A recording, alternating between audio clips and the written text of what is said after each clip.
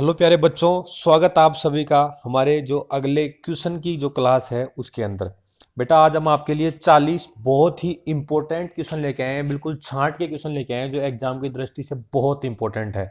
और हमने कोशिश की है कि एक क्वेश्चन के अंदर ऐसे ऑप्शन डाले जाएं कि वो हर ऑप्शन एक अपने आप में क्वेश्चन हो।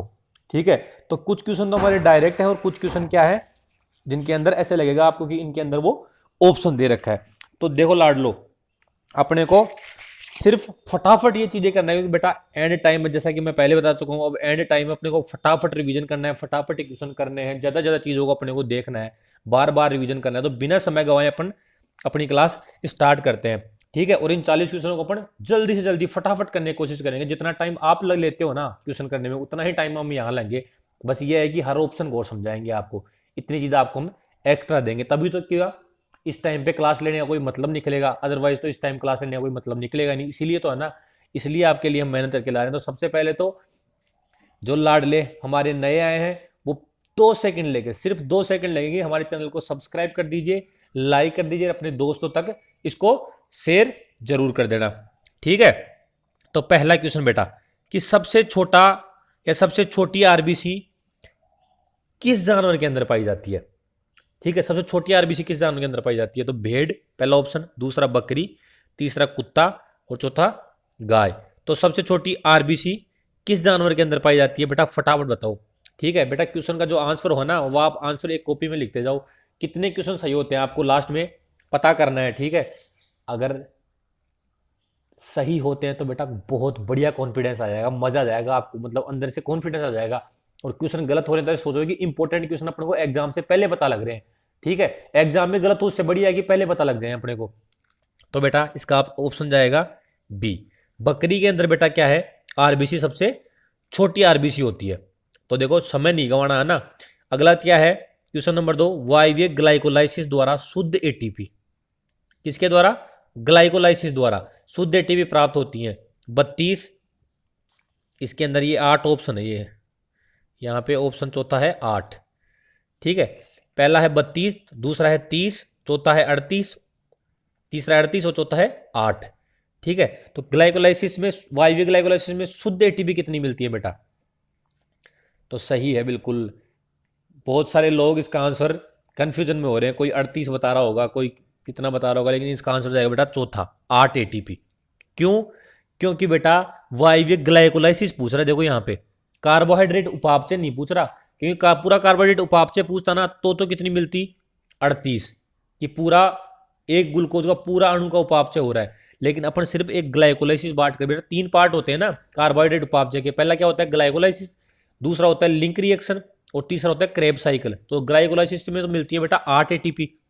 ठीक है, और लिंक रिएक्शन होता है उसमें मिलती है 6 एटीपी, और जो क्रेब साइकिल होता है उसमें मिलती है 24 एटीपी। तो ऐसे मिला के टोटल कार्बोहाइड्रेट उपापचय से कितनी एटीपी हो जाती है, 38 एटीपी। जो 38 ऑप्शन है ना, तो इसमें मेरे को पता था बहुत सारे लोग गलत करेंगे, और जिनका गलत नहीं हुआ उनको बधाई, और जिनका गलत हो गया उनका कंफ्यूजन दूर हो गया बेटा।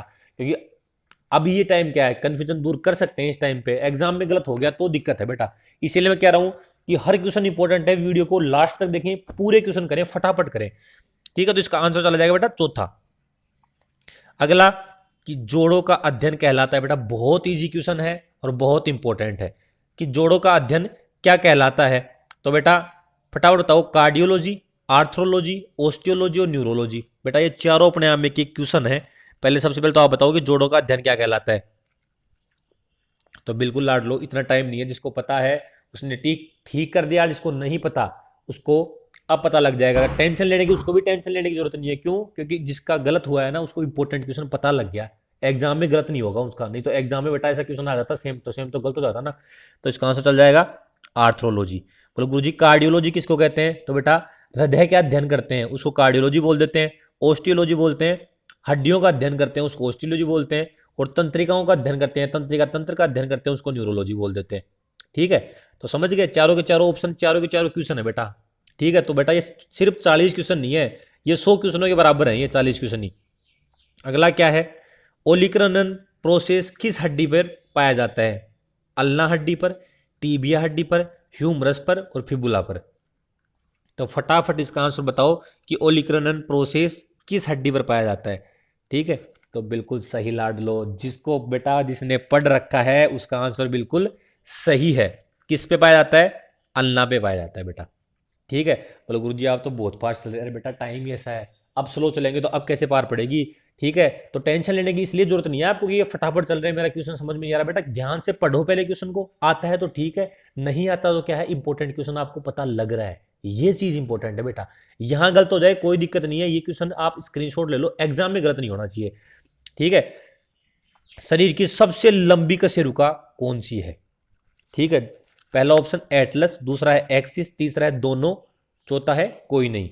कि शरीर की सबसे लंबी कशेरुका यानी वर्टिब्री कौन सी है? एटलस या एक्सिस है या दोनों है या इनमें कोई नहीं है? तो बेटा जिनका सही है, जिनको पता है, उन लाडलों ने बिल्कुल सही बता रहे हैं कि इसका आंसर क्या चला जाएगा 5 का? बेटा एक्सिस। जो एक्सिस कशेरुका है ना, वो शरीर की सबसे लंबी कोशिका। बेटा ये इंपॉर्टेंट क्वेश्चन है बिल्कुल। ठीक है, मैं इसीलिए तो कह रहा हूं लास्ट तक देखना वीडियो, बहुत इंपॉर्टेंट क्वेश्चन है। ठीक है, तो इसका क्या चला गया? एक्सिस। क्वेश्चन गलत हो जाए तो इसका स्क्रीनशॉट ले लेना बेटा ना। अगला क्या है? किस अंग को आत्मघाती तेली कहते हैं या सुसाइडल बैग कहते हैं? ठीक है, जो फट गया ना तो उसके अंदर ऐसे एंजाइम होते हैं वो पूरी कोशिका को नष्ट कर देंगे, इसलिए इसको आत्मघाती थैली बोलते हैं। तो कौन से अंग को आत्मघाती थैली बोलते हैं? माइटोकॉन्ड्रिया को बोलते हैं, गोल्जी का आई को, कोशिका झिल्ली को, या लाइसोसोम को? अरे बोलो गुरुजी ऐसे क्वेश्चन थोड़े ना छोड़ेंगे। तो बेटा सही कह रहे हो आप, इसका आंसर क्या चला जाएगा? इसका आंसर जाएगा, फटाफट बताओ, नहीं फिर हम बताएंगे। अरे सही है बेटा, चौथा जाएगा लाइसोसोम। ठीक है, एक इंपॉर्टेंट चीज में क्या पूछ सकते हैं माइटोकॉन्ड्रिया के लिए? माइटोकॉन्ड्रिया आप सबको बताया कोशिका का शक्ति ग्रह कहते हैं, क्योंकि एटीपी का निर्माण माइटोकॉन्ड्रिया के अंदर ही होता है। ठीक है, तो इसका ऑप्शन चला जाएगा चौथा। तो जिसका सही है उसको बधाई, और जिसका सही नहीं है, ठीक है, वो इसका स्क्रीनशॉट ले लो, आगे गलत नहीं होना चाहिए। जानवरों में ऑर्गन ऑफ वॉइस यानी आवाज निकालने वाला कौन सा ऑर्गन है? लेरिंग्स, सेरिंग्स, फेरिंग्स और क्रिकोइड। ठीक है, तो बेटा पहले ध्यान से पढ़ना क्वेश्चन, किस में पूछ रहा है ये? जानवरों में पूछ रहा है। जल्दीबाजी नहीं करनी है, इतनी भी जल्दीबाजी नहीं करनी, अपने क्वेश्चन ही गलत पढ़ लो, आंसर ही गलत कर लो। एक क्वेश्चन गलत करने का मतलब है बहुत रैंक पीछे चले जाना। ठीक है, तो बिल्कुल सही कह रहे हो आप कि जानवरों में ऑर्गन ऑफ वॉइस कौन सा है बेटा? सही है, पहला लेरिंग्स। ठीक है, बोलो गुरुजी सेरिंग्स क्या है फिर? तो बेटा फाउल के अंदर, अगर पूछे ना एग्जाम में कि फाउल के अंदर ऑर्गन ऑफ वॉइस कौन सा है, तो बेटा सेरिंग्स क्या है? फाउल के अंदर ऑर्गन ऑफ वॉइस है। जबकि लेरिंग्स क्या है? जानवरों में। इसीलिए तो कह रहा हूं ना, यहाँ फाउल लिखा हुआ है या जानवर लिखा है, ये इंपॉर्टेंट है क्वेश्चन को पढ़ना। ठीक है, अगला क्या है? दाया आलिंद और दाया नीले के मध्य पाए जाने वाला कपाट है। बेटा ये बहुत इंपॉर्टेंट क्वेश्चन है, या तो पूछ लेंगे दाया आलिंद और दाया नीले के बीच में, या पूछ लेंगे बाया आलिंद या बाया नीले के बीच में। ठीक है, तो कौन सा है? अर्धचंद्राकार कपाट, मिट्रल का कपाट, बाइकस्पिड वाल्व, ट्राइकस्पिड वाल्व। दाया आलिंद और दाया नीले के बीच में कौन सा पाया जाता है? राइट एट्रियम और राइट वेंट्रिकल के मध्य। तो बेटा जिसको पता है उसने एक झटके में क्वेश्चन सही कर दिया। ठीक है, तो इसलिए अपन देखो टाइम खराब करेंगे नहीं, मैं कह रहा हूं ना फटाफट क्वेश्चन करेंगे अपन, क्योंकि बेटा इस टाइम पे तो रिवीजन करना है और ये आपको एक तरीके से कॉन्फिडेंस देंगे ऐसे क्वेश्चन, और अगर गलत हो रहे हैं ना तो इंपॉर्टेंट क्वेश्चन आपको पता लग जाएंगे। तो इसका आंसर क्या चला जाएगा? 8 का सी, ट्राइकस्पिड वाल्व। ठीक है बेटा, ये दो है ना, मिट्टल वाल और बाइकस्पिड वाल, आप सबको पता ही होगा, ये दोनों एक दूसरे के नाम ही है। मिट्टल वाल और बाइकस्पिड वाल सेम ही है। ये किसके मध्य पाया जाता है? ये बाया आलिंद और बाया नीले के बीच में पाए जाते हैं। मिट्टल वाल बोल दे दो या चाहे उसको बाइकस्पिड वाल बोल दो। ठीक है, और अर्धचंद्राकार कपाट पता ही है आपको, जो नीचे बाया आलिंद और, अरे क्या बताओ बताओ, सही कह रहे हो, पल्मोनरी जो महाधमनी है, बाया आलिंद और महाधमनी के बीच में पाया जाता है अर्धचंद्राकार कपाट। ठीक है, और पल्मोनरी आर्टरी और दाया आलिंद के बीच में पाया जाता है अर्धचंद्राकार कपाट। तो ये कपाट बहुत इंपॉर्टेंट है, इसीलिए इनका क्वेश्चन आपके लिए यहां लेके आए हम। अगला देखो, निम्न में से कौन सी दुग्ध उत्पादन से संबंधित क्रांति है? रजत क्रांति, सफेद क्रांति, हरित क्रांति और लाल क्रांति। अब बेटा ये बहुत इंपॉर्टेंट क्वेश्चन था, कुछ लोग, ये मैक्सिमम लोगों को आता है। ठीक है, तो बेटा ऐसे ऐसे क्वेश्चन नहीं आएंगे, देखो क्वेश्चन आपको हमेशा सिंपल ही आएंगे, ऐसा क्वेश्चन कोई नहीं आएगा कि आपको आए नहीं या अजीबोगरीब क्वेश्चन हो। सिंपल क्वेश्चन आएंगे, बस ध्यान से पढ़ के करना है। ये आपके कुछ क्वेश्चन ऐसे डाले गए हैं जो आपको पता है, कॉन्फिडेंस बिल्डअप करें, और ऐसे ही पेपर आता है। तो इसका आंसर चला जाएगा बी, सफेद क्रांति। सबको पता है दूध सफेद होता है तो सफेद क्रांति होगी। खाद्यान्न होते हैं उसको हरित क्रांति बोलते हैं। ठीक है, देखो एक में 4 क्वेश्चन करवा देंगे आपके, 4 क्रांतियां करवा देंगे एक ही क्वेश्चन में। रजत क्रांति क्या होती है बेटा? अंडा उत्पादन और मुर्गी पालन होता है, उसको रजत क्रांति बोल देते हैं। और लाल क्रांति क्या होती है? अरे लाल पता होता है, लाल क्या क्या होता है? मांस होता है, टमाटर होता है, तो टमाटर और मांस से संबंधित क्रांति को लाल क्रांति बोल देते हैं। तो अगला क्वेश्चन, बोले गुरुजी ये तो ठीक है आपकी बात। देखो फटाफट करेंगे लाडलो क्वेश्चन, अपना टाइम देखो खराब करना ही नहीं, अपने पास टाइम है ही नहीं। राजस्थान में सबसे ज्यादा पशु घनत्व वाला जिला कौन सा है? जिसके अंदर पशु घनत्व क्या होता है कि 1 किलोमीटर के एरिया में कितने पशु मिलेंगे। तो सबसे ज्यादा पशु 1 किलोमीटर के एरिया में किस क्षेत्र में मिलेंगे? पहला क्या है? दौसा, दूसरा है राजसमंद, तीसरा है दोनौर, चौथा है जैसलमेर। फटाफट बताओ बेटा कि दौसा में मिलेगा या राजसमंद में मिलेगा, या दौसा राजसमंद दोनों में सबसे ज्यादा घनत्व है, या फिर जैसलमेर के अंदर किसके अंदर क्या मिलेगा? सबसे ज्यादा पशु घनत्व मिलेगा। तो बिल्कुल बेटा आपने आंसर लिख चुके हो, आप आंसर आपका सही है। इसका आंसर जाएगा सी। अगर पूछ ले यहां पे कि सबसे ज्यादा की जगह सबसे कम पूछ ले, तो बेटा जैसलमेर के अंदर क्या है? सबसे कम पशु घनत्व है। 1 किलोमीटर के एरिया में सबसे कम पशु पाए जाते हैं, कहां पे? जैसलमेर के अंदर। ठीक है बच्चों, तो अगला क्लास करते हैं अपन। अगला क्वेश्चन, क्वेश्चन नंबर 11 कि मूत्र की निकासी को बढ़ाने वाली औषधियां क्या कहलाती हैं? जो पेशाब की मात्रा को बाहर निकाल दे, ज्यादा मात्रा को बाहर निकाले, या मूत्र की निकासी को बढ़ाने वाली औषधियां। पहला क्या है? यूरिनरी एसिडिफायर, दूसरा है यूरिनरी एल्केलाइजर, तीसरा है डायूरेटिक, और चौथा है यूरिनरी एंटीसेप्टिक। ये चारों ऑप्शन है ना, वो अपने आप में क्वेश्चन है चारों के चारों। ठीक है, तो सबसे पहले तो आप इस क्वेश्चन का आंसर बताओ कि मूत्र की निकासी को बढ़ाने वाली औषधियां क्या कहलाती हैं? अरे बिल्कुल सही कह रहे हो बेटा, इसीलिए कई करें ना, बोलो गुरुजी में तो देखते ही क्वेश्चन आ रहा है तो बेटा बहुत मजा आ जाएगा तुम्हें, तुम्हारा कॉन्फिडेंस। इसीलिए तो कहता हूं ना लास्ट में क्वेश्चन करने बहुत इंपॉर्टेंट है, कॉन्फिडेंस बनता है। और इंपॉर्टेंट क्वेश्चन अगर गलत भी हो रहे हैं ना तो कोई दिक्कत नहीं बेटा, एग्जाम से पहला पता लग रहा है आपको, एग्जाम के बाद एग्जाम में पता लगे उससे तो बढ़िया है ना पहले पता लग जाए। एग्जाम में गलत हो उससे तो बढ़िया ये पहले पता लग जाए, पहले अपन उसको याद कर लें। तो इसका ऑप्शन हो गया बेटा सी, डायूरेटिक। अब देखो इन फटाफट 3 ऑप्शन बता देता हूँ अब क्या होता है। यूरिनरी एसिडिफायर, एसिडिफायर का मतलब क्या होता है बेटा? जो एसिड की मात्रा को बढ़ा दे, अम्ल की, पेशाब की अम्लता को बढ़ाने वाली औषधि है ना, उनको तो बोलेंगे यूरिनरी एसिडिफायर। यूरिनरी एल्केलाइजर क्या होता है? एल्केली बोलते हैं बेटा क्षार को, तो पेशाब की क्षारीयता बढ़ा देती हैं औषधियां, उनको बोल देंगे यूरिनरी एल्केलाइजर। और चौथा ऑप्शन है यूरिनरी एंटीसेप्टिक, कि पेशाब को या मूत्र को संक्रमण रहित बनाने वाली औषधियां, कि कोई भी संक्रमण नहीं रहना चाहिए पेशाब में, उसके लिए जो औषधियां देते हैं उसको बोलते हैं यूरिनरी एंटीसेप्टिक। यानी कि पेशाब को या मूत्र को संक्रमण रहित बनाने वाली औषधियां, उनको क्या बोलेंगे अपने? Urinary antiseptic. तो बेटा एक ही क्वेश्चन के अंदर 4 क्वेश्चन मिल गया ना अपने को, इसीलिए बेटा पूरी मेहनत करके बिल्कुल अच्छे से ऐसे ऐसे क्वेश्चन लेके आए जो बिल्कुल इंपॉर्टेंट हो, और आपका एक तरीके से 10% तो रिवीजन यही हो जाएगा आपका। अब कॉफी कलर का पेशाब किस रोग का लक्षण है? कि जो भैंस पेशाब करेगी या गाय पेशाब करेगी वो कॉफी कलर का कर रही है ना, तो समझ लो किसका लक्षण है? लिस्टीरियोसिस, लेप्टोस्पायरोसिस, एंथ्रेक्स और सभी। तो किस रोग के अंदर ये लक्षण मिलेगा कॉफी रंग का पेशाब? ये लिस्टीरियोसिस में मिलेगा, या लेप्टोस्पायरोसिस में मिलेगा, या एंथ्रेक्स में मिलेगा, या चारों के अंदर मिलेगा? तो बिल्कुल बेटा जिनका सही है उनको तो पहले से बधाई, और जिनका गलत है वो उसको एक इंपॉर्टेंट क्वेश्चन पता लग जाएगा एग्जाम में, उसका क्वेश्चन ये गलत नहीं होना चाहिए। तो बेटा 12वां का आंसर जाएगा सी, लेप्टोस्पायरोसिस होता है, उसके अंदर कॉफी रंग का पेशाब होता है। ठीक है, और लिस्टीरियोसिस को तो पता होगा ही आपको, इसको सर्कलिंग डिजीज बोलते हैं, क्योंकि क्या है जो भी जानवर को ये हो जाएगा ना लिस्टीरिया, वो क्या है सर्कल में घूमता रहेगा, गोल गोल घूमता रहेगा, इसलिए लिस्टीरियोसिस को अपन क्या बोलते हैं? सर्कलिंग डिजीज बोलते हैं। अगर एग्जाम में क्वेश्चन आ जाए ना सर्कलिंग डिजीज किसे कहते थे, तो आप क्या बता दोगे? लिस्टीरियोसिस को कहते हैं। अगला क्वेश्चन, रक्त में ग्लूकोज की कमी से ग्लूकोज की कमी किस रोग से संबंधित है? अगर रक्त में ग्लूकोज की कमी हो जाएगी ना तो कौन सा रोग होगा? कीटोसिस, मिल्क फीवर, लहूमूतना, और कोई नहीं। लहूमूतना आपको पता है, पीपीएच भी बोलते हैं इसको, लहूमूतना को पीपीएच, यानी पोस्ट पार्चुरेंट हीमोग्लोबिन्यूरिया। तो बेटा आप सबको पता है बेटा, अगर ग्लूकोज देखो कह रहे हो ना बोलो गुरुजी तो बहुत इजी क्वेश्चन है बेटा, एग्जाम में कंफ्यूजन हो जाता है ना तो भले भले लोगों के क्वेश्चन गलत हो जाते हैं। ठीक है, और फिर दूसरी बात क्या है कि एग्जाम में बेटा ऐसे ही क्वेश्चन आते हैं, सारे ही इजी क्वेश्चन आते हैं, बस जो ढंग से ध्यान देके पढ़ रहा है, जो ध्यान देके क्वेश्चन कर रहा है ना, उसी का क्वेश्चन ठीक होता है। ठीक है, और सारे इंपॉर्टेंट क्वेश्चन देखो। अब अपने को ऐसे तो है नहीं कि हवाई फायर करने हैं, अपने को इंपॉर्टेंट चीजों की बात करेंगे कि अपने को आखिर एग्जाम पास करनी है ना, अपने को कोई नेता तो बनना नहीं है या अपने को कोई आईआईटी पास करनी है, अपने को एग्जाम पास करनी है। तो बेटा ऐसे क्वेश्चन ही लेके आए हैं आपके लिए जो एग्जाम की दृष्टि से बहुत इंपॉर्टेंट है। इसीलिए पूरे वीडियो को मैं कह रहा हूँ ना, लास्ट तक देखना, कोई भी क्वेश्चन छोड़ मत देना, पता चले वही आ जाए और एक क्वेश्चन गलत हो जाए। तो बेटा सही है इसका आंसर, पहला बता रहे हो आप। और सही है, कीटोसिस क्या होता है? ग्लूकोज की कमी के कारण होता है।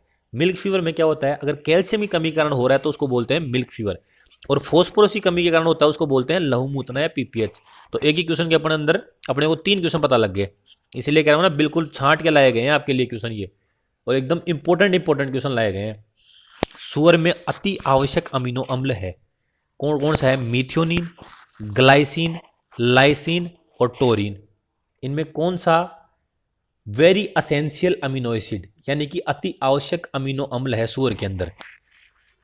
तो फटाफट बताओ बेटा, अपना लिख लो आंसर, ठीक है, कि मीथियोनिन आएगा, ग्लाइसिन आएगा, लाइसिन आएगा या टोरिन आएगा। बेटा जिसको आता है उसने सही कर चुके हैं अभी तक, और जिसको नहीं आता उसको हम बता देते हैं। टेंशन लेने की जरूरत तो मैं कह रहा हूँ बिल्कुल नहीं है। एक तरीके से मान लो आपका रिवीजन हो रहा है ये इंपॉर्टेंट क्वेश्चनों का, ठीक है। इंपॉर्टेंट क्वेश्चन आपको पता लग रहे हैं, इसलिए यहां तुम्हें टेंशन लेने की जरूरत नहीं है कितने क्वेश्चन सही हो रहे हैं कितने गलत हो रहे हैं। तो बेटा इसका आंसर क्या जाएगा? 14 का आंसर जाएगा लाइसिन, ठीक है। लाइसिन क्या है बेटा? सूअर के अंदर अति आवश्यक अमीनो अम्ल है। बेटा देखो 3 क्वेश्चन हो रहे हैं इसी क्वेश्चन के अंदर, कौन कौन से? अगर आपको एग्जाम में क्वेश्चन पूछ ले कि भेड़ के अंदर अति आवश्यक अमीनो अम्ल कौन सा है, तो बेटा मीथियोनिन है ना, ये किसके अंदर है? भेड़ के अंदर। भेड़ के अंदर अति आवश्यक अमीनो अम्ल है। अगर आपको पूछ ले कि बिल्ली के अंदर, तो बेटा टोरिन है ना, ये बिल्ली के अंदर अति आवश्यक अमीनो अम्ल है, ठीक है। और ग्लाइसिन अगर पूछ ले आपको पोल्ट्री के अंदर, तो बेटा पोल्ट्री के अंदर सबसे अति आवश्यक अमीनो अम्ल कौन सा है? ग्लाइसिन। तो मैंने क्या कहा था, एक क्वेश्चन के अंदर 4 क्वेश्चन लाऊंगा, चारों के चारों मोस्ट इंपॉर्टेंट होंगे, ठीक है। इसीलिए हम आपके लिए पूरी मेहनत करके पूरा तरीके से बना के लाए हैं क्वेश्चन। ऐसे नहीं है कि कोई भी क्वेश्चन उठाया और दे दिया। एग्जाम की दृष्टि से सारे इंपॉर्टेंट क्वेश्चन लेके आए सिर्फ, इसलिए ये क्वेश्चन लास्ट तक करना है बेटा। हर क्वेश्चन इंपॉर्टेंट है, मैं पहले बता देता हूं आपको। पशु के शरीर में कुल पानी की मात्रा कितनी होती है? 30 से 40%, 50 से 60%, 70 से 80%, 60 से 70%।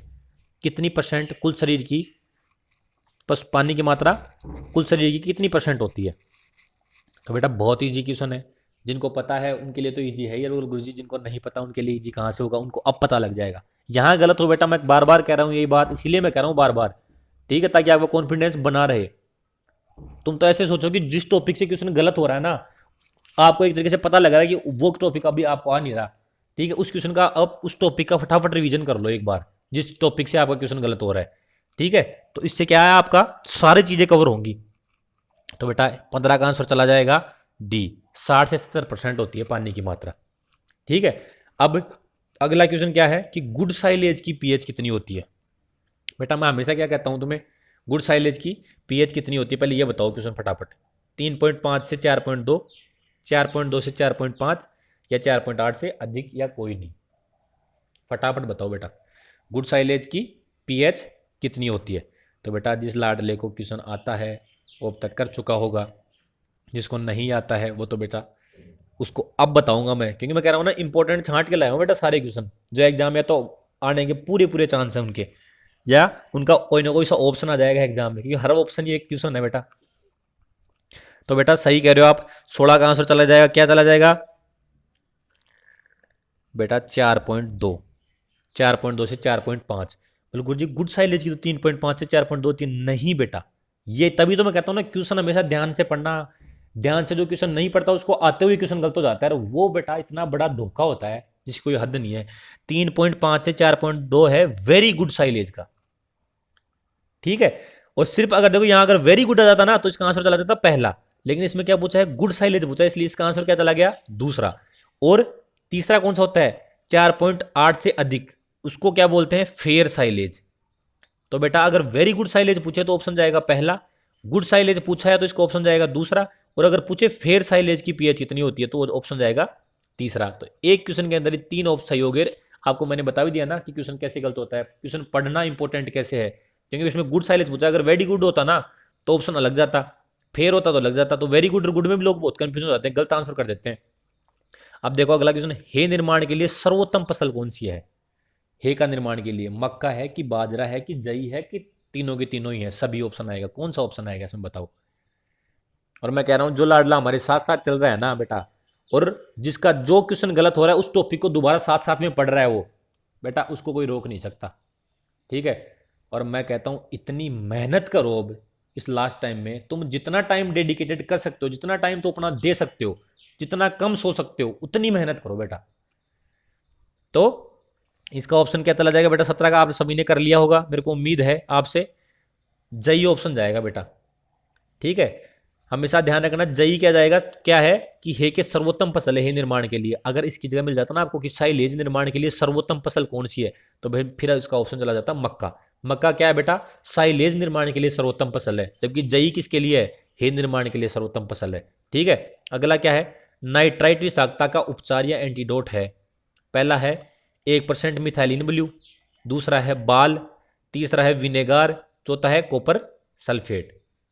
तो अगर नाइट्राइट या नाइट्रेट की पॉइजनिंग हो जाए, ठीक है, दोनों में से कोई सा भी आपको ऑप्शन में मिल जाएगा, नाइट्राइट या नाइट्रेट, दोनों में सेम ही आएगा आंसर, ठीक है। तो क्या आएगा? बिल्कुल सही कह रहे हो लाडू। देखो टाइम खराब नहीं करेंगे, टाइम बिल्कुल कम है अपने पास, इसलिए मैं आपको फटाफट करवा रहा हूं। आता है तो बहुत बढ़िया, कॉन्फिडेंस बिल्ड होगा आपका, नहीं आता तो अच्छा क्वेश्चन आपको पता लगेगा। इसका ऑप्शन चला जाएगा पहला 1% मिथाइलिन ब्लू। अब बेटा ये तीनों के तीनों भी क्वेश्चन ही है। अगर पूछ ले बाल कि बाल किसका एंटीडोट है, तो बेटा आर्सेनिक और मरकरी का है ना, आर्सेनिक और मरकरी, इन दोनों का एंटीडोट क्या है? बाल है। अगर एग्जाम में पूछ लें कि यूरिया का एंटीडोट क्या है, तो बेटा विनेगार है ना, ये किसका एंटीडोट है? यूरिया का एंटीडोट है, ठीक है। और कॉपर सल्फेट है तो बेटा ये मोलिब्डेनम का है ना, मोलिब्डेनम, इसका एंटीडोट क्या है? Copper sulphate. तो मैंने क्या कहा था, एक क्वेश्चन के अंदर 4 क्वेश्चन करवा दिए आपके, जो इंपॉर्टेंट है, जो इंपॉर्टेंट एंटीडोट है ना, वो चारों के चारों आपको करवा दिए हैं। अगला क्या है बेटा कि योनि के रास्ते से ठोस औषधि देने का तरीका है सपोसिटरी, डाउचे, पेसरी और इनिमा। कौन सा ऑप्शन आएगा इसके अंदर? फटाफट बताओ बेटा। देखो लाडलो, जिसने अच्छे से पढ़ रखा है ना उसने तो इसको कर दिया, और जिसने नहीं पढ़ रखा वो अब पता लग जाएगा उसको, ठीक है। और बेटा जिसका जो क्वेश्चन गलत हो रहा है ना, वो पूरा टॉपिक ही दोबारा पढ़ दो तुम। अगर ये डेफिनेशंस गलत हो रही है तो पूरी डेफिनेशन से आप दोबारा पढ़ दो, ताकि दोबारा पूरा रिवीजन कर दो, ताकि देखे क्वेश्चन गलत कैसे हो अपना। तो बेटा सबसे पहले मैं क्या कर रहा हूँ, क्वेश्चन इंपॉर्टेंट पढ़ना जरूरी है, क्योंकि अगर पूछा नहीं यार ठोस औषधि पूछा योनि के अंदर, तो ठोस औषधि को क्या बोलते हैं बेटा? इसका ऑप्शन, इसका आंसर चला जाएगा पेसरी। अगर योनि में तरल औषधि पूछता, योनि के रास्ते तरल औषधि देने का तरीका पूछता, तो इसका ऑप्शन चला जाता डाउचे, ठीक है। अगर मलाशय के अंदर ठोस औषधि देने का पूछता तो इसका आंसर जाता सुपोसिटरी। और अगर मलाशय के अंदर तरल औषधि देने का तरीका बोलता तो उसको बोलते हैं इनिमा। तो बेटा चारों के चारों, ये ऑप्शन भी चारों अपने आप में एक क्वेश्चन है, इसीलिए मैं ऐसे ऐसे ऑप्शन ढाल रहा हूं, इतनी मेहनत करके आपके लिए लेके आया हूं कि हर क्वेश्चन इंपॉर्टेंट रहे आपके लिए। अगला क्या है? प्रत्येक दिन को संक्षिप्त रूप में कहते हैं। जब अपन पर्ची लिखते हैं ना, उपचार पर्ची, उसमें प्रत्येक दिन के लिए अपन कौन सा शब्द यूज करते हैं? ओडी, बीआईडी, टीआईडी और क्यूआईडी। ये बेटा बहुत इजी क्वेश्चन है। कई लड़के कहेंगे गुरुजी ऐसे इजी इजी क्वेश्चन क्यों लेके आए हो? अरे तो बेटा आएंगे ही आपके इजी क्वेश्चन है। अब आपको इजी क्वेश्चन आए, अब हार्ड की प्रैक्टिस करके जा रहे हो। अब वो टाइम थोड़ी ना है, अब कोई एक साल थोड़ी ना बचा है कि हार्ड चीजों को पढ़े। अब तो ऐसी चीजें पढ़ेंगे जो एग्जाम में आने वाली है, एग्जाम में आने के लिए इंपॉर्टेंट है।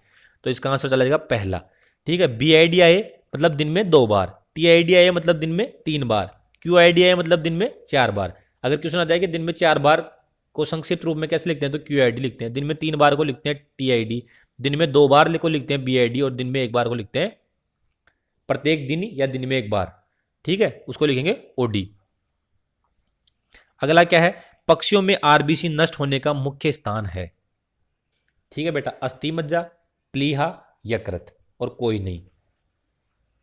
बिल्कुल इंपॉर्टेंट क्वेश्चन। अगर आपको देखो आ रहा है तो ठीक है, नहीं आ रहा तो टेंशन लेने जितनी, मैं बार बार कह रहा हूँ ये चीजें आपको, इसलिए कह रहा हूँ कि कई लड़के कहेंगे अरे यार मेरे को तो आ ही नहीं रहा, मेरा तो इसमें तो कॉन्फिडेंस डाउन हो गया। नहीं बेटा, ये सोचो कि इंपॉर्टेंट क्वेश्चन आपको पता लग गया, इसका स्क्रीनशॉट ले लो, ठीक है।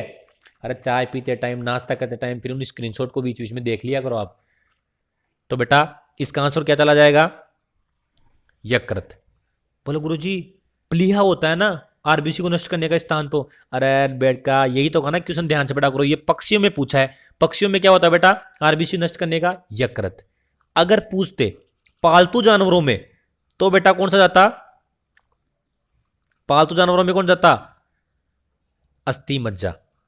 ठीक है, और अगर मानव में पूछते तो जाता इसका प्लीहा। ठीक है, अगर पूछे ना मानव में आरबीसी नष्ट होने का मुख्य स्थान तो प्लीहा। ठीक है, या पूछते कि जानवरों में तो इसका आता अस्थि मज्जा, और पूछा क्या है पक्षियों में पूछा है ना, तो इसका आंसर चला गया यकृत। तो मैंने कहा ना हर एक ऑप्शन इंपॉर्टेंट है, क्वेश्चन को ध्यान से पढ़ो, उसके बाद में आंसर दो, जल्दीबाजी नहीं करनी, हड़कंप नहीं मचानी। जानवरों में सबसे छोटी रक्त कोशिका कौन सी है, मोनोसाइट, आरबीसी, प्लेटलेट और लिम्फोसाइट। बेटा इजी भी क्वेश्चन है, क्वेश्चन हमेशा एग्जाम में ऐसे ही पूछे जाते हैं, इसी पैटर्न पे क्वेश्चन आते हैं, इसीलिए कह रहा हूं ना लास्ट में और भी इंपॉर्टेंट क्वेश्चन दिए हुए हैं, तो आपको वीडियो एंड तक देखना है बिल्कुल। ऐसे नहीं है कि बीच में 5 क्वेश्चन दिए और भाग गए, बेटा फिर कोई मतलब नहीं है। ठीक है, अच्छे से देखना है वीडियो, कोई दिक्कत नहीं है, फटाफट में वैसे ही आप जितना आप टाइम लगाओगे उतने टाइम में मैं सोल्व करवाने की कोशिश कर रहा हूँ। और ये 40 नहीं है कि उनसे कम, इसका हर ऑप्शन एक क्वेश्चन है, इसलिए टाइम भी ऐसे सोचो कि 40 मिनट में या 50 मिनट में आपके 80 से 90 100 क्वेश्चन हो रहे हैं। तो इसका आंसर क्या चलेगा, आप मेरे को लगता है उम्मीद है आपने इसमें टिक लगा लिया होगा, तो इसका ऑप्शन जाएगा बेटा, कहां गया वो क्वेश्चन, हाँ सी, प्लेटलेट। ठीक है, तो सबसे छोटी रक्त कोशिका कौन सी होगी, प्लेटलेट होती है। अब बेटा अगर एग्जाम में पूछने सबसे बड़ी रक्त कोशिका, तो बेटा सबसे बड़ी रक्त कोशिका है मोनोसाइट। तो दोनों चीज आपको ध्यान रखनी, सबसे छोटी तो कौन सा ऑप्शन है, टिक, और सबसे बड़ी कौन सा आ गई, मोनोसाइट। ठीक है गुरुजी। अगला क्या है, गाड़ी में पहिए के आकार का केंद्रक पाया जाता है, जो गाड़ी का पहिया होता है ना उसके आकार का केंद्रक किसके अंदर पाया जाता है, बेसोफिल के अंदर, आरबीसी के अंदर, मोनोसाइट के अंदर और प्लाज्मा सेल के अंदर। किसके अंदर गाड़ी के पहिए का आकार केंद्रक मिलता है, फटाफट बताओ बेटा। बिल्कुल बेटा, जिसको आता है उसने एक ही सेकंड में टिक लगा दिया, जिनको नहीं आता वो इसका स्क्रीनशॉट लेना लाड लो, ये इंपॉर्टेंट क्वेश्चन है। ठीक है, तो इसका आंसर चला जाएगा बेटा 23 का डी, प्लाज्मा सेल। ठीक है, अब बेटा ये चारों की चारों के जो केंद्रक हैं वो इंपॉर्टेंट हैं, वो चारों के चारों को बता देता हूं मैं। देखो आरबीसी में तो कोई केंद्रक मिलता ही नहीं, लेकिन बेटा पक्षियों की आरबीसी में केंद्रक उपस्थित होता है, जानवरों की आरबीसी में केंद्रक नहीं पाया जाता, पक्षियों की आरबीसी के अंदर केंद्रक पाया जाता है। ठीक है, तो देखो 2 क्वेश्चन तो यहां लग गए आपको। तीसरा क्या है, बेसोफिल का अगर क्वेश्चन आ जाए ना एस आकार का केंद्रक, तो बेटा एस आकार का केंद्रक कौन सा होता है, बेसोफिल के अंदर होता है एस आकार का केंद्रक। ठीक है, और अगर आ जाए घोड़े की नाल के आकार का केंद्रक, तो बेटा घोड़े की नाल के आकार का केंद्रक किसमें पाया जाता है, मोनोसाइट के अंदर। तो मैंने कहा ना एक क्वेश्चन के अंदर 4 क्वेश्चन, ट्रिपल या गुना ही 4 गुना धमाका हो गया ये तो। अगला क्या है बेटा, भारत की सबसे अच्छी दोहरे उपयोग की नस्ल, ठीक है, कौन सी है बेटा, कांकरेज है या थार पारकर है या साहीवाल है या हरियाणा है, कौन सी नस्ल है जो सबसे अच्छी दोहरे उपयोग की नस्ल है बेटा। तो बेटा सही कह रहे हो बिल्कुल, जिनको आता है वो सही कह रहे हैं लाडले, और जिनको नहीं आता वो बेटा मैं बार बार इसलिए कह रहा हूं कि मैं नहीं चाहता आपका एक भी क्वेश्चन गलत हो, क्योंकि मैं आपके लिए मेहनत कर रहा हूं और आप तो दिन रात अपना दे ही रहे हो, दिन रात अपनी मेहनत कर ही रहे हो, तो हम दोनों मिलके है ना, हम सारे मिलके है ना सिलेक्शन की धुआं फाड़ देंगे, जैसे मान लो अगर बराबर मेहनत करिए तो इसका आंसर चला जाएगा बेटा डी। ठीक है, अब क्या है बेटा, देखो इसमें चारों क्वेश्चन इंपॉर्टेंट है, बता रहा हूं ना कैसे। अगर पूछ लें भारत की सबसे भारी नस्ल कौन सी है, तो बेटा कांकरेज क्या है, भारत की सबसे भारी नस्ल है। ठीक है, गाय की। अगर एग्जाम में पूछ लें आपसे कि सबसे ज्यादा दूध देने वाली देसी गाय कौन सी है, तो बेटा साहीवाल है ना, वो सबसे ज्यादा दूध देने वाली देसी गाय है। ठीक है, अगर पूछ लें सबसे ज्यादा रोग प्रतिरोधक क्षमता वाली गाय कौन सी है, तो बेटा ये थार पारकर है ना, सबसे ज्यादा रोग प्रतिरोधक क्षमता इसके अंदर है। तो बेटा देखो चारों के चारों क्वेश्चन बहुत इंपॉर्टेंट है, मोस्ट इंपॉर्टेंट है मैं कह रहा हूं, इसीलिए वीडियो को लास्ट तक देखें, हर क्वेश्चन अपने आप में बहुत प्यारा क्वेश्चन है। सुअर के नवजात बच्चे को या नवजात को क्या कहते हैं, काफ कहते हैं या किड कहते हैं या फोल कहते हैं या पिगलेट कहते हैं। तो इसके बेटा आप आंसर अपने साइड में लिखते जाना, ठीक है, लास्ट में मैच कर लेना कितने क्वेश्चन सही हो रहे हैं आपके। ठीक है, और टेंशन लेने की जरूरत नहीं है, कोई क्वेश्चन गलत भी होता है तो समझ लो कि आपको एग्जाम से पहले पता लग गया इंपॉर्टेंट क्वेश्चन, एग्जाम में तो गलत नहीं हुआ ना कम से कम आपका। तो बेटा सही कह रहे हो, इसका आंसर चौथा पिगलेट। ऐसे क्वेश्चन में अपन टाइम नहीं लगाएंगे क्योंकि फटाफट करना है बेटा अपने को। काफ किसको बोलते हैं, गाय के को। किड किसको बोलते हैं, बकरी के बच्चे को। फोल किसको बोलते हैं, घोड़ी के बच्चे को। ठीक है, 1 पे 3 फ्री ऑफर चल रहा है बेटा। ये आभासी रोमंती जानवर के उदाहरण है, यह शूडो रूमिनेंट जानवर का उदाहरण है। कौन कौन से जानवर शूडो रूमिनेंट है? ऊंट, लामा, दोनों और घोड़ा। कौन सा है? बिल्कुल, अरे पहल बच छिड़वे कर दिया इसको तो तुमने। दोनों ऑप्शन, ऊंट और लामा दोनों ही क्या है? शूडो रूमंती है या आभासी रूमंती जानवर है। क्यों बेटा? इनमें ओमेजम अनुपस्थित होता है बेटा। जो ओमेजम भाग होता है ना, वो अनुपस्थित होता है। अगला क्या है? बकरी का गर्भकाल है 9 माह 9 दिन, या 5 माह प्लस माइनस 5 दिन, 4 माह प्लस माइनस 4 दिन, या 3 माह प्लस माइनस 3 दिन। बकरी का गर्भकाल कितना होता है बेटा? देखो ऐसे ही क्वेश्चन आते हैं एग्जाम में, ऐसे कोई बड़ा बड़ा सड़ा के कोई भी क्वेश्चन नहीं आता। बिल्कुल सही सही क्वेश्चन, अच्छे अच्छे क्वेश्चन आते हैं। ऐसे नहीं है कि कोई भी कुछ भी पूछ रहे हैं, इतना हार्ड क्वेश्चन पूछ रहे हैं कि आ ही नहीं रहा किसी को। इसीलिए कह रहा हूँ बेटा, क्वेश्चन प्रैक्टिस अब बहुत इतनी जरूरी है जितना आपका रिवीजन जरूरी है, और रिवीजन भी बहुत जरूरी है। तो बेटा सही कह रहे हो, इसका आंसर कौन सा चला जाएगा? 27 का सही कह रहे हो बेटा। इसका आंसर चला गया 5 माह प्लस माइनस 5 दिन।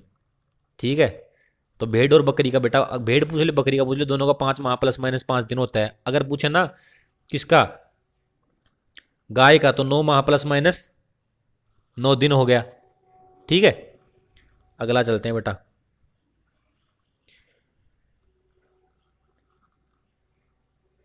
डेयरी जानवरों में दुग्ध दोहन की सर्वोत्तम विधि कौन सी है?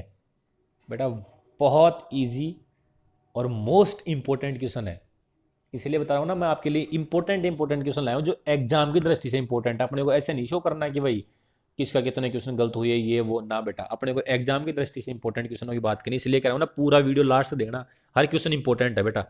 तो बेटा इसका आंसर सही कह रहे हो आप, पूर्ण हस्त विधि, चुटकी विधि, अंगूठा विधि, सभी। तो सही कह रहे हो बेटा, सर्वोत्तम विधि कौन सी है? पूर्ण हस्त विधि, यानी फुल हैंड मेथड, पूर्ण हस्त विधि जो सर्वोत्तम दुग्ध दोहन की विधि है। और सबसे खराब विधि कौन सी है? नकलिंग विधि, अंगूठा विधि या नकलिंग विधि है ना, ये सबसे खराब विधि है। अगला, किसी भी जानवर की आनुवांशिकी में अचानक बदलाव आना क्या कहलाता है? पूर्ण संलग्नता, अपूर्ण संलग्नता, उत्परिवर्तन और कोई नहीं। देखो जिसने ध्यान से क्वेश्चन पढ़ लिया उस भाई ने अब तक ये आंसर सही कर चुके हैं। तो बेटा गुणनती इसका आंसर क्या चला जाएगा आपको? सही, बिल्कुल बिल्कुल बढ़िया बेटा, बहुत अच्छा। समझ लो तुम ऐसे फोड़ के रहोगे। ठीक है, तो उत्परिवर्तन आंसर चला जाएगा इसका तीसरा। ठीक है, ये बोले गुरुजी पूर्ण संलग्नता क्या होता है? तो बेटा बच्चों का पूर्णतः माता पिता से मिलना या माता पिता के समान होना, उसको तो बोल देंगे पूर्ण संलग्नता। और बच्चों का पूर्ण माता पिता के समान न होना, यानी कि पूरी की पूरी तरीके से माता पिता से नहीं मिल रहे हैं, तो उसको बोल दिया अपूर्ण संलग्नता। ठीक है, तो 3 क्वेश्चन हो गए ना एक क्वेश्चन में, और वो इंपॉर्टेंट। अगला क्या है? पशुधन, एक पशुधन इकाई में आते हैं एक गाय या भैंस आएगी, या फिर 2 सूअर आएंगे, या फिर 3 बछड़े आएंगे, या फिर सारे के सारे सही हैं। तो बताओ एक पशुधन इकाई के अंदर क्या आता है? तो बिल्कुल बेटा इसका आंसर चला जाएगा, सही कह रहे हो, 4। बेटा एक पशुधन इकाई या तो एक गाय भैंस के बराबर होगी, या 2 सूअरों के बराबर होगी, या 3 बछड़ों के बराबर एक पशुधन इकाई होती है। ठीक है, अगला क्या है? गाय का समूह है क्या कहलाता है? कि पूरी खूब सारी गाय एक जगह रहती है ना, उस पूरे समूह को क्या बोलेंगे? होक बोलेंगे, पैक बोलेंगे, कैनल बोलेंगे, हर्ड बोलेंगे। बेटा ये चारों चीजें इंपॉर्टेंट है, इसीलिए मैं ये एक क्वेश्चन के अंदर 4 क्वेश्चन लिया है, ताकि आपको चारों इंपॉर्टेंट चीजें पता लग जाए एक क्वेश्चन के साथ साथ। तो बिल्कुल सही कह रहे हो बेटा, मैं कह तो रहा हूं ना, जिसने अच्छे से पढ़ रखा है उसको तो ये क्वेश्चन सही होगा, और जिसने बेटा अगर ये क्वेश्चन भूल रहा है, क्योंकि पढ़ तो सबने रखा है भाई, सीधी सी बात है, बस क्या है कि जिसने अभी रिवीजन ताज़ा ताज़ा रिवीजन नहीं मारा, तो जो क्वेश्चन गलत हो रहा है ना उस टॉपिक को, पूरे के पूरे टॉपिक को दोबारा पढ़ दो जाके, फटाफट फटाफट पढ़ दो, ताकि क्वेश्चन देखें गलत कैसे हो उसमें से। क्योंकि बेटा क्वेश्चन जरूरी थोड़ी यही है, इसके आसपास होक आ सकता है, पैक पूछ सकता है, कैनल पूछ सकता है, तो उस पूरे टॉपिक का रिवीजन दोबारा कर दो। मैं तो आपको एक तरीके से बता रहा हूँ कि कौन सा टॉपिक का आपका रिवीजन नहीं हो रखा, ऐसे क्वेश्चन लेके आया हूँ आपके लिए। तो बेटा सही करो, इसका आंसर चला गया, चौथा आंसर चला गया। हर्ड को क्या बोलते हैं? गाय का जो समूह है उसको अपन क्या बोल दिया? हर्ड बोल दिया। अब बेटा अगर भेड़ का समूह होता है उसको बोलते हैं अपन होक। ठीक है, अगर अपन कुत्ते का समूह होता है उसको बोलते हैं अपन कैनल। ठीक है, और घोड़े का समूह होता है उसको अपन बोलते हैं पैक। तो मैं कह रहा हूं ना, अरे एक के साथ 3 या 4 फ्री हैं। अगला क्या है, गाय की सबसे सुंदर विदेशी नस्ल कौन सी है? आयरशायर, एचएफ, ब्राउन स्विस और जर्सी। कौन सी ऐसी नस्ल है जो सबसे सुंदर है? और बेटा इस एक क्वेश्चन के अंदर 4 क्वेश्चन है, ठीक है।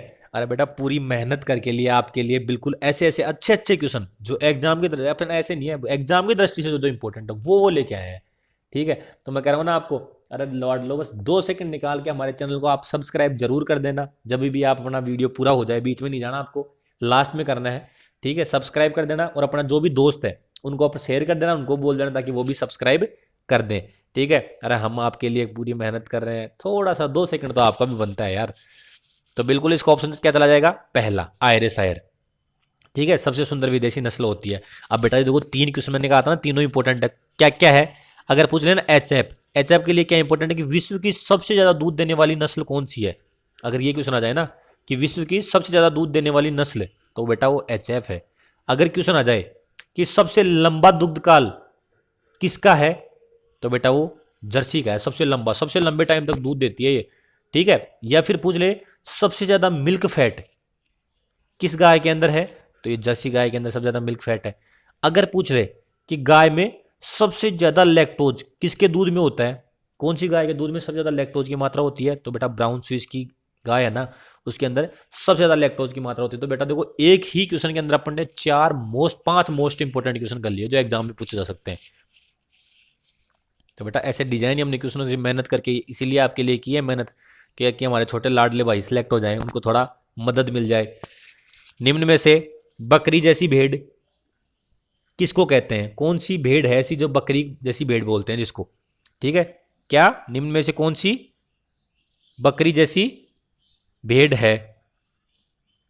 तो कौन सी है बेटा? नेल्लोर, चोकला, गड्डी और मांड्या।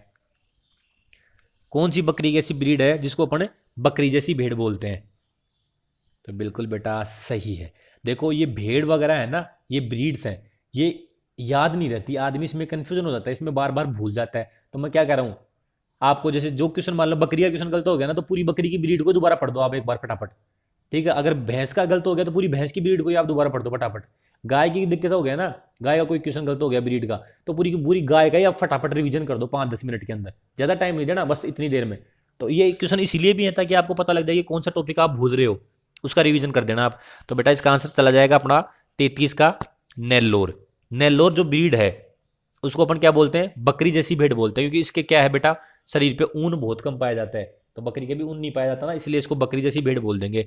अब बेटा ये 3 क्वेश्चन भी इंपॉर्टेंट है, तीनों के तीनों। क्या क्या इंपॉर्टेंट है?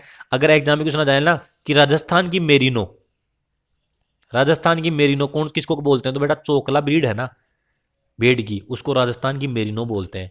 अगर एग्जाम में क्वेश्चन आ जाए कि भेड़ की सबसे छोटी नस्ल कौन सी है, छोटी देसी नस्ल, भेड़ की सबसे छोटी देसी नस्ल कौन सी है बेटा? मांड्या क्या है? भेड़ की सबसे छोटी देसी नस्ल है, ठीक है। और अरे बेटा गड्डी के लिए क्या क्वेश्चन आ सकता है कि कुल्लू शॉल तैयार किस भेड़ की नस्ल से की जाती है, तो कुल्लू शॉल है ना, गड्डी नस्ल है ना भेड़ की, उससे कुल्लू शॉल तैयार की जाती है, कुल्लू में शॉल बनाई जाती है ना, वो गड्डी नस्ल से बनाई जाती है। तो बेटा मैंने कहा था ना चारों चारों इंपॉर्टेंट है, और वो भी मोस्ट इंपॉर्टेंट है चारों चारों। अब किसी बकरी की नस्ल को, किस बकरी की नस्ल को दुग्ध की रानी कहते हैं? सबसे ज्यादा दूध देती है बकरी की नस्ल कौन सी है? वो एंग्लो-नूबियन, अंगोरा, अल्पाइन और सानेन। अल्पाइन, एंग्लो-नूबियन और अंगोरा। तो बेटा ये देखो ब्रीड में हमेशा ही हर, ऐसा नहीं है आप ही के साथ हो रहा है, हर बच्चे को ब्रीड क्या है वो भूल जाता है, साला कंफ्यूजन हो जाता है कि यार कौन सा ऑप्शन आएगा इसमें। तो बेटा इसका एक इलाज है कि इसका बार बार 2-3 बार आपको रिवीजन करना पड़ेगा। एग्जाम से पहले है ना, आप ऐसी ऐसी चीज लिख लो कि एग्जाम के पहले दिन अपन कौन कौन चीजों को रिवीज कर रहा है, रिवाइजन करना है अपने को, कौन कौन चीज अपन बार बार में भूल रहे हैं, उनका एग्जाम से पहले दिन रिवाइज पक्का करके जाना। तो बिल्कुल बेटा सही कह रहे हो। 34 का आंसर क्या चला जाएगा? सानेन। सानेन को क्या बोलते हैं? दूध की रानी बोलते हैं।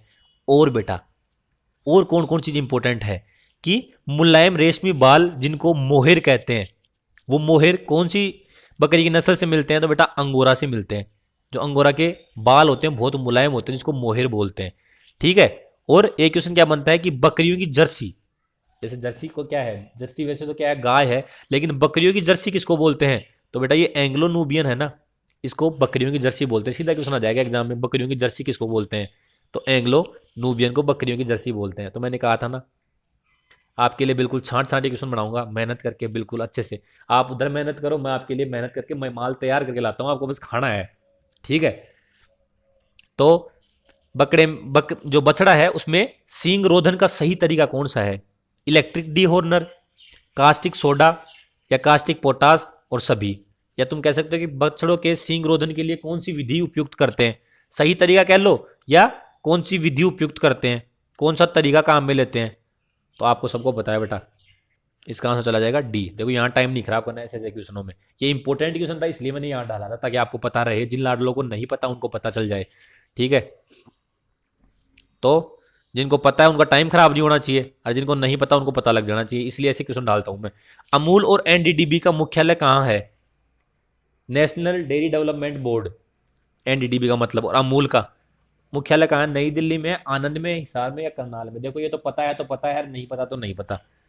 ठीक है, इसलिए जिनको पता है उनको तो बधाई हो बेटा, और जिनको नहीं पता उनको भी बधाई हो कि इंपॉर्टेंट क्वेश्चन है, पहले पता लग गया। तो इसका ऑप्शन चला जाएगा बी, आनंद के अंदर है बेटा। पता है ना, अमूल गुजरात की है, आनंद में।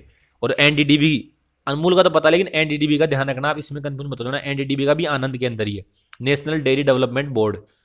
अगला क्या है? जानवरों में सबसे ज्यादा काम में लिए जाने वाला अब्जॉर्बेबल सूचर मटेरियल कौन सा है? बेटा अगर यहां मिल जाए ना ऑप्शन में नॉन अब्जॉर्बेबल, तो इसका आंसर चेंज हो जाएगा। यहाँ क्या पूछा है? अब्जॉर्बेबल सूचर मटेरियल पूछा है, सबसे ज्यादा काम में लिए जाने वाला। तो बेटा कंगारू टेंडन, पॉलीगैलेक्टिन 910, फेशियल लाटा, और कैटगट। आप सबको पता है क्या ऑप्शन चला जाएगा इसका? सही कह रहे हो बिल्कुल, चौथा ऑप्शन चला जाएगा बेटा, जो कैटगट है ना, वो सबसे ज्यादा काम में लिया जाने वाला अब्जॉर्बेबल सूचर मटेरियल है।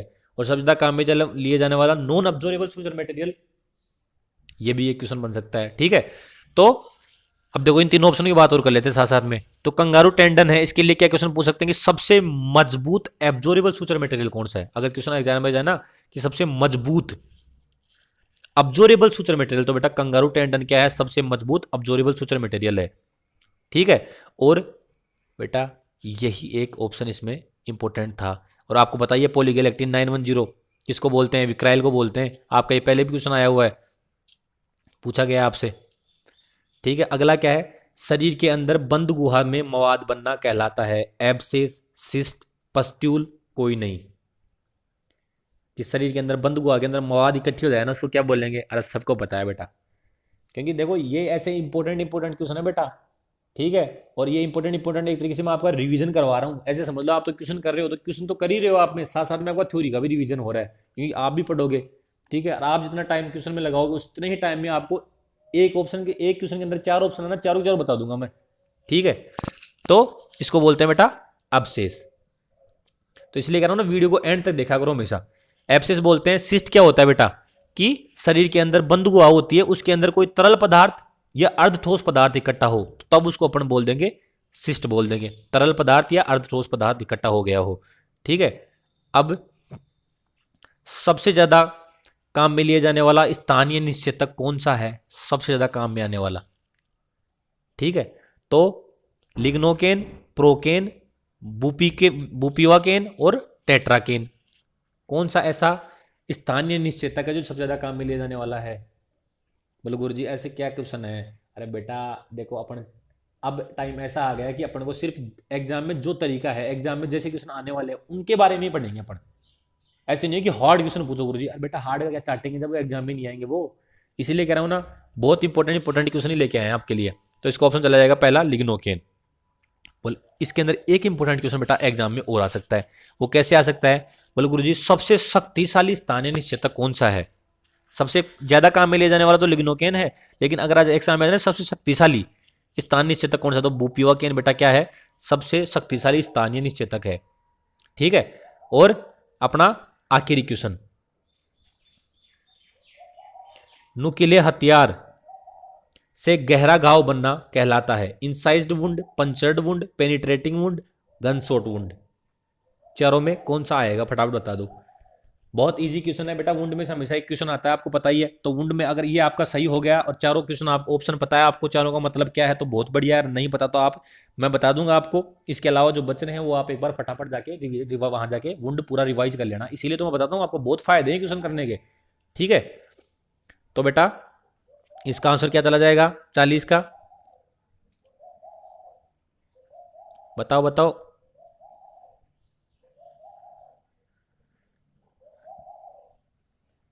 तो इसका चला जाएगा बेटा पंचर्ड वुंड, बी ऑप्शन। देखो पेनिट्रेटिंग वुंड का मतलब तो क्या होता है कि धारदार हथियार से बना हुआ घाव, ठीक है, उसको बोलेंगे अपन पेनिट्रेटिंग नहीं, सॉरी, इनसाइज्ड वुंड।